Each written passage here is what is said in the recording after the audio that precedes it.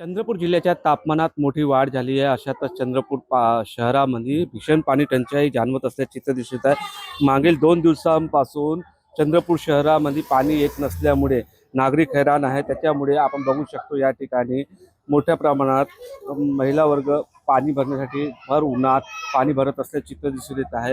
विशेष बाब म्हणजे चंद्रपूर शहराला इराई नदी या ठिकाणून पाणी पुरवठा केला जातो, परंतु काही बिघाड झाल्यामुळे 2 दिवसापासून या ठिकाणी पाणी येत नसल्यामुळे टँकरद्वारे विविध भागामध्ये पाणी पुरवठा केला जात आहे. इतक्या तापमानामध्ये नागरिकांना पाण्यासाठी भटकंती करायला लागत आहे. आता टँकरद्वारे या ठिकाणी पाणी पुरवठा केला जात आहे. विशेष बाब म्हणजे चंद्रपूर महानगरपालिकाकडे मोजकेच टँकर असल्यामुळे चंद्रपूर शहरांना अनेक भागामध्ये पाणी पुरवठा होत नसल्यामुळे लोकांना पाण्याची समस्याचा सामना करावा लागत असल्याचे चित्र दिसून येत आहे.